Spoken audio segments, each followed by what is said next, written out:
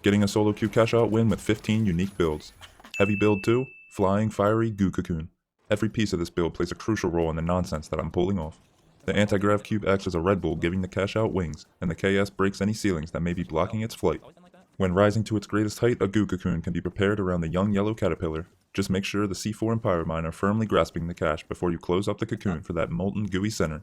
This build only gets a 2 out of 3 fishies for fun because the goo art takes some time to create and the enemies just love to ruin your masterpiece. But I'm giving it a 3 out of 3 for effectiveness because once it's set up, I think it's the greatest stalling potential the finals has to offer. DMAC can't lay a finger on it, and the fiery goopiness of this build is too much for enemies to handle. I love the new KS update. These slugs are smacking harder than my ex who I broke up with to play the finals more. She could never respect these goated goo plays I got going on right now. I drop this orange team into a fiery abyss as I await them like the Grim Reaper. I send the cache right back up again and take out the pesky light to secure the sweet stacks. One last cache gets plugged and I do a fiery magic trick to stall. I put my goo in his face to stall him blind, chuck my C4 pyro behind his back, goo myself to protect, and wham bam alakazam, the orange team is dead. I drop a 10 burger to go into the second round. This purple heavy is honored to be the first to feel the smackage of my slugs on his face. He gets taken out by a couple of good pumps, and then I definitely take out that light too. I cut it short for sake of time. Skip to me stalling the cache out with my fiery goopiness. I take out the medium with a couple good pumps, and then I hit a Steph Curry anti-grav shot for the homie and I to get another and secure our fortune. This orange team doesn't even care about the next cache, they just want their revenge on us. The fight comes down to a 1v1 against me and the minigun heavy, so I goo his face and put some schmoobs on him, breaking his ankles a little. The bad part is, my slugs don't do 105 damage and I leave him one shot.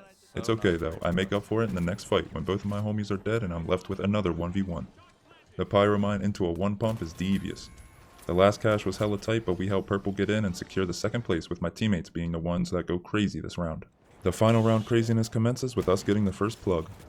The first fight doesn't start great, but then I drop down to give me a second to turn on my aimbot real quick and 2-pop this light. They still have some time to push again, but it's an easy game, easy life with C4 and Pyromine. I smack them with a couple slugs and the light decides to hop on point and gobble the fire right up. I even made it extra spicy since it's the first cache. We get the second plug and I serve it with a nice side of goo. Their first push has no rhyme or reason. I also decided for this fight that I didn't want any of the kills, I just want to give them all a good one tap and maybe a little goo. My teammates are the best cleanup crew in the arena, the best duo since Billy Mays and OxyClean, so the enemies are squeaky clean.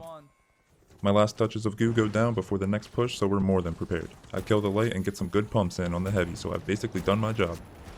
I call in the cleaners one last time to finish the job. If a fish can drop a 20 bomb, so can you, and if you want to see more, you gotta come to Twitch.